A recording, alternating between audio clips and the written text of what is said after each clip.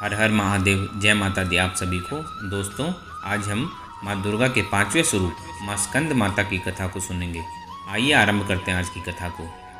माँ दुर्गा का 5वां स्वरूप स्कंद माता के रूप में जाना जाता है। भगवान स्कंद कुमार अर्थात कार्तिकेय की माता होने के कारण दुर्गा जी के इस 5वें स्वरूप को स्कंद माता का नाम प्राप्त हुआ है। सिंह के आसन पर विराजमान तथा कमल के पुष्प से सुशोभित 2 हाथों वाली यशस्विनी देवी स्कंद माता शुभदायिनी है। भगवान कार्तिकेय जी बाल रूप में माता की गोद में बैठे होते हैं। इस दिन साधक का मन विशुद्ध चक्र में अवस्थित होता है। देवी स्कंद माता के 4 भुजाएं हैं। ये दाहिनी ऊपरी भुजा में भगवान कार्तिकेय को गोद में पकड़े हैं और दाहिनी निचली भुजा में जो ऊपर की ओर उठी है उसमें कमल पकड़ा हुआ है। माँ का वर्ण पूर्णतः शुभ है और कमल के पुष्प पर विराजती हैं।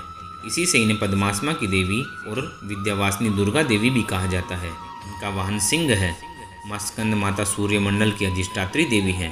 इनकी उपासना करने से साधक अलौकिक तेज की प्राप्ति करता है। यह अलौकिक प्रभामंडल प्रतिक्षण उसके योग क्षेम का निर्वाह करता है। एकाग्र भाव से मन को पवित्र करके माँ की स्तुति करने से दुखों से मुक्ति पाकर मोक्ष का मार्ग सुलभ होता है। इनकी आराधना से विशुद्ध चक्र के जागृत होने वाली सिद्धियाँ स्वतः प्राप्त हो जाती हैं। इनकी आराधना से मनुष्य को सुख शांति की प्राप्ति होती है। कुमार कार्तिकेय को ग्रंथों में सनत कुमार, स्कंद कुमार के नाम से पुकारा गया है। माता इस रूप में पूर्णतः ममता लुटाती हुई नजर आती हैं। माता का 5वां स्वरूप शुभ्र अर्थात श्वेत है। जब अत्याचारी दानवों का अत्याचार बढ़ता है तब माता संत जनों की रक्षा करने के लिए सिंह पर सवार होकर दुष्टों का अंत करती हैं। देवी स्कंद माता ही हिमालय की पुत्री पार्वती हैं। इन्हें ही माहेश्वरी और गौरी के नाम से जाना जाता है। महादेव की वामिनी यानी पत्नी होने से माहेश्वरी कहलाती हैं और अपने गौर वर्ण के कारण देवी गौरी के नाम से भी पूजी जाती हैं। माता को अपने पुत्र से अधिक प्रेम है, अतः माँ को अपने पुत्र के नाम के साथ संबोधित किया जाना अच्छा लगता है। जो भक्त माता के इस स्वरूप की पूजा करते हैं माँ उस पर अपने पुत्र के समान स्नेह लुटाती है। 9 ग्रहों की शांति के लिए स्कंद माता की खास पूजा अर्चना की जाती है। ऐसा माना जाता है कि नवरात्र के 5वें दिन स्कंद माता को खुश करने से बुरी ताकतों का नाश होता है और बुरी नज़र से मुक्ति मिलती है। देवी के इस रूप की पूजा से असंभव काम भी संभव हो जाते हैं। ऐसा माना जाता है कि एक बार ताड़कासुर नाम के भयानक राक्षस ने तपस्या करके भगवान ब्रह्मा से अजय जीवन का वचन ले लिया, जिससे उसकी कभी मृत्यु न हो।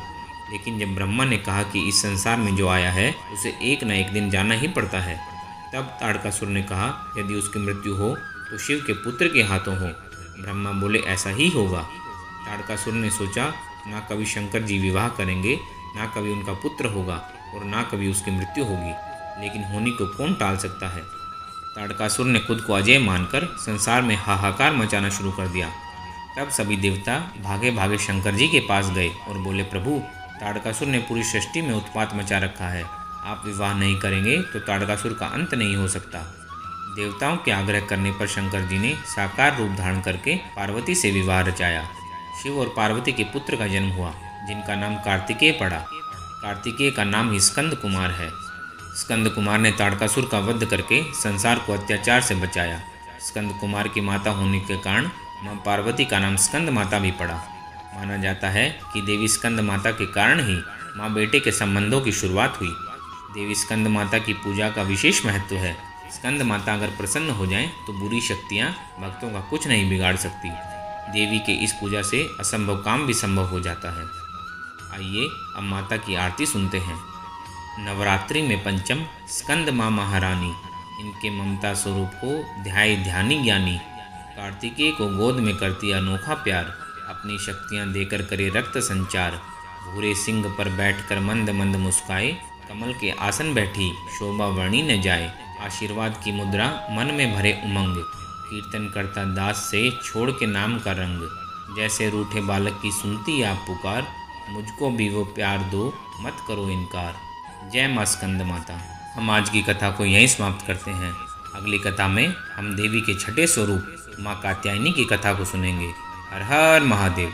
जय माता दी।